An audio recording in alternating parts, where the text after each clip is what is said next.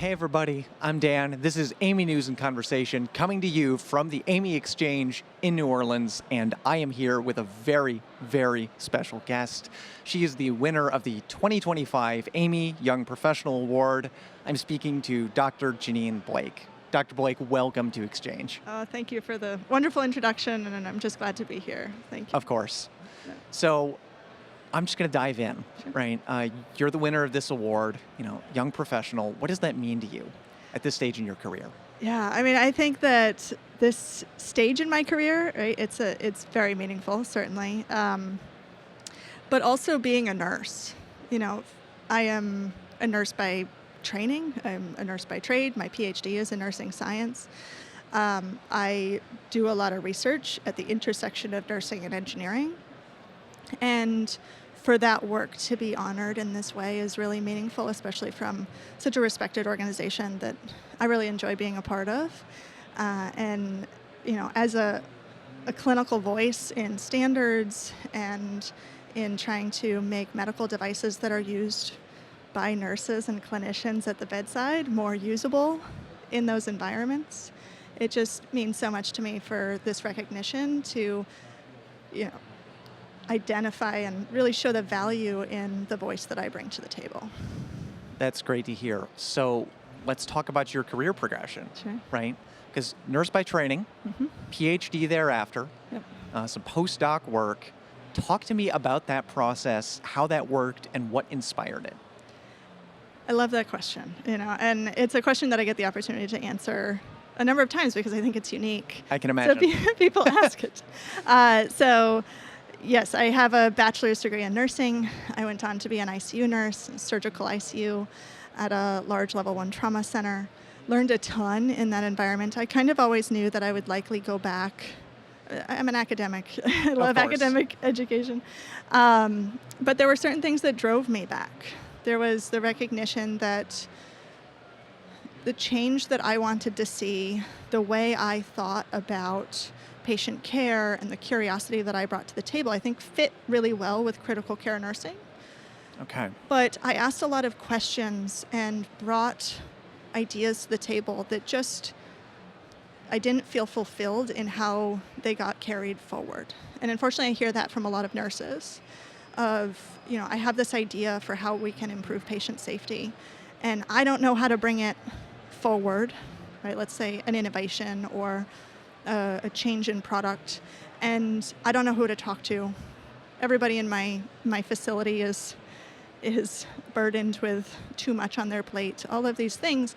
And for me, that resulted in a lot of just feeling like the energy that I wanted to put into making major improvements and improvements beyond just the individual patient that I was caring for fell flat. It just wasn't there. It wasn't there, and I didn't know how to bring it further. So you said, okay, I'll get a PhD about it. Right. And so in my PhD, I was really wonderful. I was really fortunate to have wonderful mentorship. My PhD advisor, Dr. Karen Giuliano, was, she had a history as a nurse scientist in industry before coming into academia, and I was fortunate enough to be under her mentorship during that time. And she had a program of research in infusion pump safety. And as a critical care nurse, I was still practicing during my PhD. I was practicing per diem. And she pulled me into kind of just the tip of the iceberg of, here are how your pumps are actually behaving, what they're actually doing. And started to paint a picture of the discrepancy between what we expect them to do and what we as nurses need them to do at the bedside, and what they might actually be doing without any indication to us. And I'm mostly referring to flow rate accuracy. And so in that time, there was about a year and a half where I was still practicing at bedside. And so I would go back to the bedside, and I would work with the pumps, and I would do something that I'd always done, that my preceptors and other nurses, the way we did X, Y, or Z. And I would think, I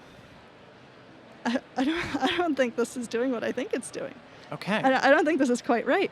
And then I would come away, and I ended up finding a wonderful mentor in Bob Butterfield, who is an AAMI fellow and big AAMI infusion standards. And I have distinct memories of calling him up, like on my way home from a shift, and saying, Bob, here's what I did last night, and it doesn't feel right. This is what everybody's doing. It just doesn't sit right. What's happening? It's like, well, one of the things that I remember, your pump's not really designed to do that. And it just painted for me, I was like, well, I have to do that, right? I don't know another way to do what I need to accomplish with the tools that I'm given outside of doing it in this way. And so can we talk about it? Like, what are the implications?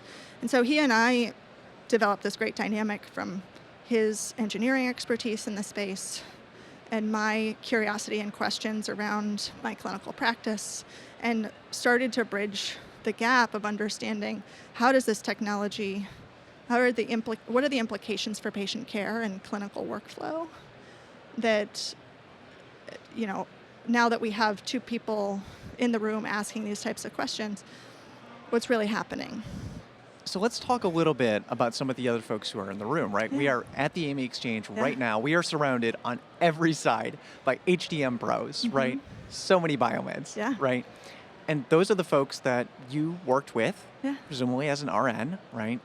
And then you got your PhD and did some postdoc work in ways that'll help you understand kind of their side of the story. So what do you wish they knew about what nursing has to go through, or even pumps specifically? I love that you asked that question. It's actually a talk that Aaron Spartan and I gave this morning.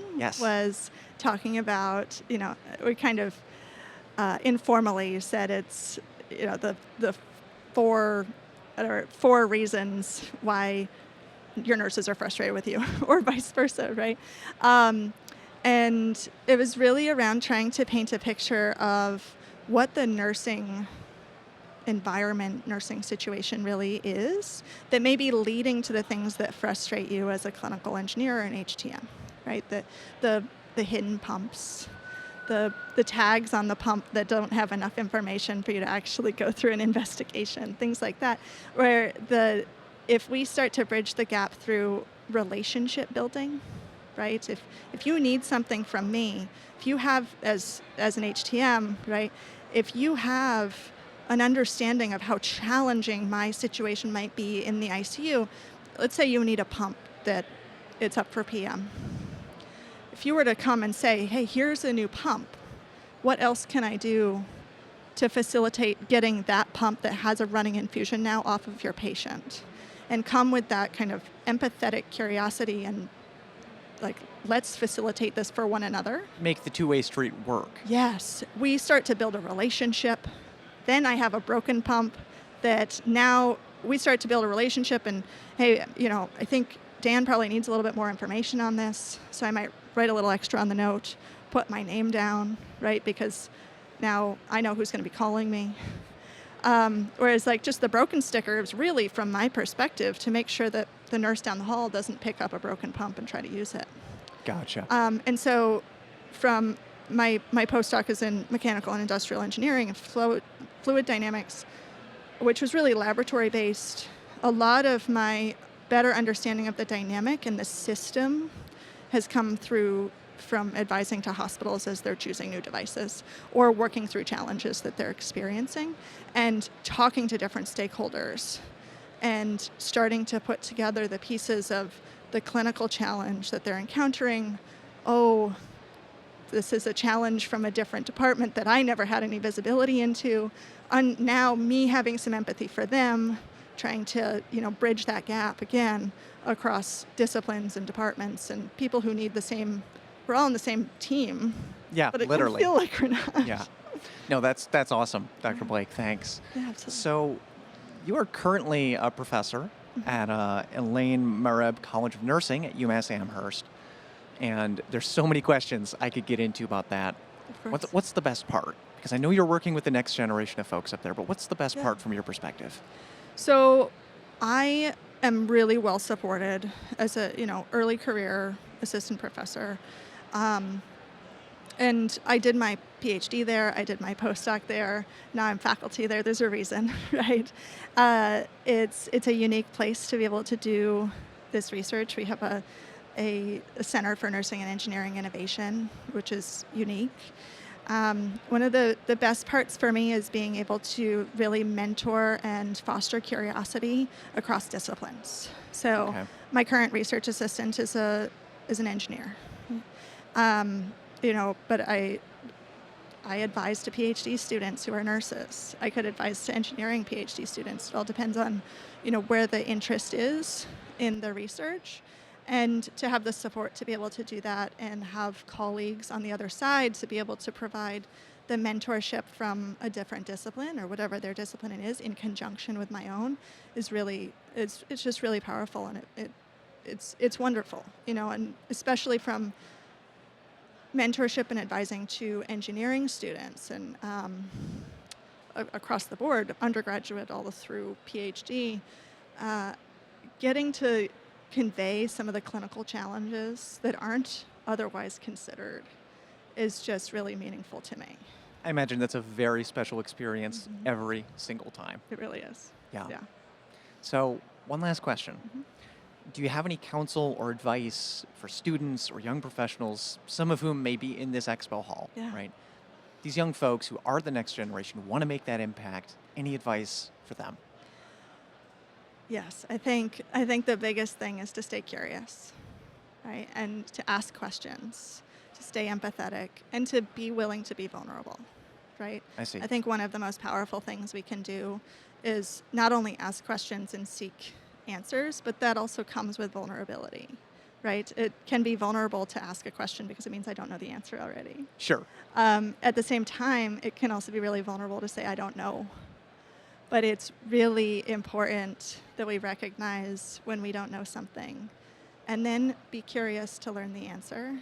And sometimes it comes from a fairly unique source that you wouldn't otherwise think it's going to come from. I think that my career path has really just come from asking a lot of questions.